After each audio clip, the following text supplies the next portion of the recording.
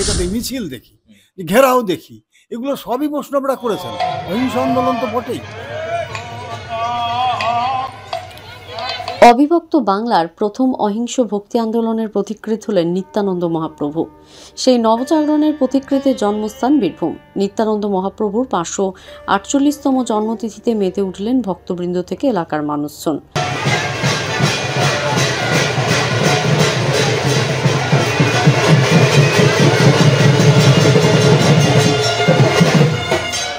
ইতিহাস গবেষকরা বলেন, প্রথম অহিংস আন্দোলনের প্রতিকৃত ছিলেন নিত্যানন্দ মহাপ্রভু।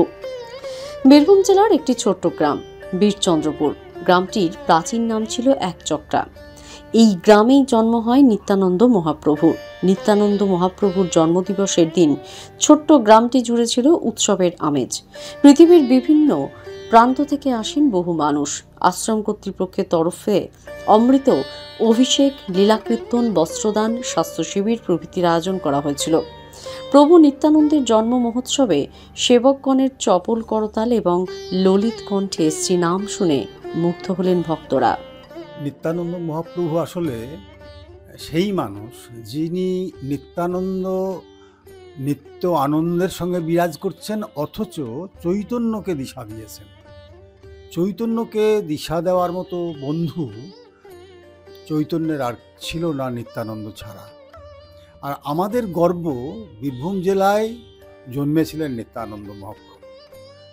বীরভূম জেলার বীরচন্দ্রপুর গ্রাম, তখন তার নাম ছিল খলতপুর, সেই গ্রামে তিনি জন্মেছিলেন এবং 12 বছর বয়স পর্যন্ত এই বীরচন্দ্রপুরে তিনি ছিলেন। এখানে এখনও বীরচন্দ্রপুরে তার নানান স্মৃতি জড়িয়ে আছে। তারপর 12 বছর বয়সে এক অজানা সাধুর সঙ্গে তিনি চলে যান। পরে জানা যায় তিনি ঈশ্বরপুরী। কিন্তু এই 12 বছর বয়সে যখন তিনি বীরচন্দ্রপুর ত্যাগ করলেন, তারপর থেকে তিনি কিন্তু আর বীরভূমে আসেননি। বীরভূমে মানে বীরচন্দ্রপুরে আসেননি। বীরভূমে অন্য দু একটা জায়গায়, এই যেমন পানুরিয়াতে এসেছিলেন যখন চৈতন্যদেব দীক্ষা নিয়েছেন কাটোয়াতে কেশব ভারতীর কাছে এবং চলে আসছেন রার ভ্রমণে, তখন তার সঙ্গে চৈতন্য সঙ্গে নিত্যানন্দ ছিলেন। কিন্তু বীরচন্দ্রপুর 12 বছর বয়সের পর তিনি আর এসেছেন বলে জানা যায় না। জন্মস্থান বীরচন্দ্রপুর। আর এই বীরচন্দ্রপুরে তিনি 12 বছর বয়স পর্যন্ত থাকলেন। তারপরে তিনি ভ্রমণে চলে গেলেন ওই সাধুর সঙ্গে। এবার সাধুর সঙ্গে তিনি সারা দেশ ঘুরলেন, সারা ভারতবর্ষ ঘুরলেন। ঘুরতে ঘুরতে একটা সময় এলো যখন একজনের নির্দেশে, সেটাও শোনা যায় যে চৈতন্যের দাদা বিশ্বরূপ, তাঁর নির্দেশে তিনি নবদ্বীপে আসেন চৈতন্যের সঙ্গে দেখা করতে। এইখানে একজনের বাড়িতে, মাধবাচার্য, তার বাড়িতে সেদিনকে ঠাকুরের পুজো। এই পুজোতে যে মালা গাঁথা হয়েছে, সেই মালা গাঁথাটা নন্দনা আচার্যের বাড়িতে সেই পুজো হচ্ছে ঠাকুরকে, মানে শ্রীকৃষ্ণ নারায়ণকে সেই মালা দেবে বলে। কিন্তু উনি কিন্তু একটি বিপ্লব ঘটিয়ে ফেললেন। সেখানে কি করলেন না, সেই মালাটি ঠাকুরের গলায় না দিয়ে চৈতন্যের গলায় দিয়ে দিলেন। আসলে তিনি শুরু করলেন মানব পুজো। আজ থেকে 552 বছর তার বয়স হচ্ছে। তিনি শুরু করলেন মানব পুজো, মানে শুধু ঠাকুর নয়, ঠাকুরের মধ্যে যে মানুষ বর্তমান, আর এই মানুষ আস্তে আস্তে যে দেবত্বে উত্তীর্ণ হতে পারছেন, তার প্রকৃষ্ট প্রমাণ হচ্ছে চৈতন্য নিত্যানন্দ। এরা সেই জায়গাটা তৈরি করলেন যখন গোটা সমাজটা ভেঙে পড়ছে, কারোর উপর কারোর বিশ্বাস নাই, সবাই জাতিভেদ প্রথায় ভগ্ন, ছিন্ন ভিন্ন। সেই সময়ে বৈষ্ণব সাধকেরা, বিশেষ করে চৈতন্য নিত্যানন্দ, এরা যে পথ দেখালেন, সেই গৌড়ীয় বৈষ্ণব ধর্মের পথেই নিত্যানন্দ জীবন অতিবাহিত করেছেন। পরবর্তীকালে তিনি খড়দহেতে স্থানান্তরিত হয়েছিলেন, সেখানে সংসারও পেতেছিলেন। তিনি জীবনে 2 জন মহিলাকে বিয়ে করেছিলেন, বসুধা এবং জাহ্নবা। বসুধার সন্তান ছিল, তিনিই হচ্ছেন বীরচন্দ্র। তার নামেই কিন্তু বীরচন্দ্র। কোথাও একটা বলা হয় যে নিত্যানন্দ মহাপ্রভুকে অহিংস আন্দোলনের প্রতীক। আমরা যে নবজাগরণ হয়েছে বাংলা, যে অহিংস আন্দোলনের একটা অংশ, যে অহিংস আন্দোলনের প্রতীক করছেন। মানে অহিংস আন্দোলনের যে বলে মানব পুজোরও তো প্রতিকৃতি নেই। যেমন আমরা কার্ল মার্কসের যে এটাতে মিছিল দেখি, ঘেরাও দেখি, এগুলো সবই বৈষ্ণবরা করেছেন। অহিংস আন্দোলন তো বটেই। তো তারা তো কখনো হিংসার আন্দোলন করেননি। যেমন নিত্যানন্দ একজন মল্লবীর ছিলেন, মানে বেশ যোদ্ধা, শরীরে শক্তি আছে, ক্ষমতা আছে, কিন্তু জগাই মাধাইকে তিনি মারলেন না। তিনি উত্তেজিত হয়ে পড়ছেন, চৈতন্য থামাচ্ছেন, বলছে না,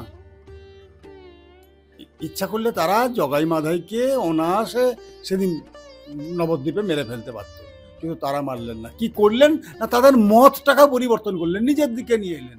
কিসের মাধ্যমে না, অহিংসার মাধ্যমে, অহিংস আন্দোলনের মাধ্যমে। এই আন্দোলন শুরুই করেছেন নিত্যানন্দ চৈতন্য এরাই। বাংলা সাহিত্যে তারাই শুরু করেছেন, এবং তারা এটাও করেছেন যে সংকীর্তনের মাধ্যমে মিছিলের রূপ পাই আমরা। তখন যখন ঘরে ঘরে সংকীর্তন হতো, তখন ওই কাজী নির্দেশ দিল যে না, ঘরে কীর্তন করতে দেওয়া হবে না, নবদ্বীপে কাজী বসবাস করছে, সেই কাজী বারণ করেছিল যে হবে না। তখন তারা কি করলো, বললেন বেশ, রাস্তা তো কারণ নয়, তো চলো আমরা রাস্তায় রাস্তায় কীর্তন করে বেড়াবো, রাস্তায় মানে কৃষ্ণের গান গাইব। তো সেই রাস্তায় রাস্তায় তারা কীর্তন করতে থাকবে।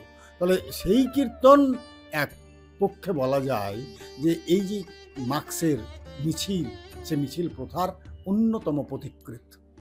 কাজে অহিংস আন্দোলনের অন্যতম পুরোধা নিত্যানন্দ চৈতন্যদেব, বাংলা সাহিত্য। যার জন্ম হচ্ছে বীরচন্দ্রপুর, এটা আমাদের গর্বের জায়গা যে বীরভূমের বীরচন্দ্রপুর তার জন্মস্থান। আমরা এখন বীরভূমে দেখি হিংসা, কাটাকাটি, বোমা বারুদ, সবসময় একে অপরকে মারধর করছে, বোমা ফিরছে, একসঙ্গে পুড়িয়ে মারা। ওর পাশেই রামপুর, সেখানে 10 জনের মতো মানুষকে পুড়িয়ে মারা হয়েছে। একদম। সেইখানেই 500 বছর আগে জন্মেছিলেন যিনি অহিংস আন্দোলনের প্রতিকৃত ছিলেন। আসলে আজকে সারা বিশ্বই বোধহয় হিংসার দিকে চলছে। আমরা বাংলাদেশের দিকে তাকালে দেখবো যে কি কাণ্ড চলছে সেখানে। আমাদের এখানেও যে এগুলো হচ্ছে না তা না, তুমি ঠিকই বলেছো যে বগটুয়ে এই কাণ্ডগুলো ঘটছে, রামপুরহাটের চারপাশে সব হচ্ছে, আর রামপুরহাটের কাছেই এই। তারও আগে বৈষ্ণব আন্দোলনের আগেও এখানে অস্ট্রিক দাবির ভাষাভাষীর যখন মানুষ বসবাস করতে জঙ্গলভূমে, তখনও কিন্তু এখানে তান্ত্রিকের বাস ছিল। তান্ত্রিকরা কিন্তু অহিংস নয়। তার কাছে বীরভূম এমনই একটি গবেষণাগার, ধর্মের গবেষণাগার, যেখানে বৈষ্ণব, শাক্ত, ইসলাম, নাথ, শৈব, বৌদ্ধ সমস্ত জাতির মানুষজন বাস করত, এবং তাদের মধ্যে ওই নানা ভাষা, নানা মত, নানা পরিধান, বিবিধের মাঝে দেখো মিলন মহান। এই বীরভূমে সংঘাত আছে, সমন্বয় আছে, তবু মিলনটাও এখানে মহান হয়ে দাঁড়িয়েছে।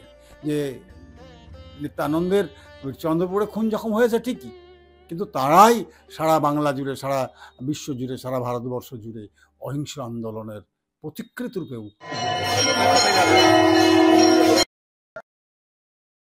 দ্য সহজ পাঠ, সহজ কথা, সঠিক তথ্য।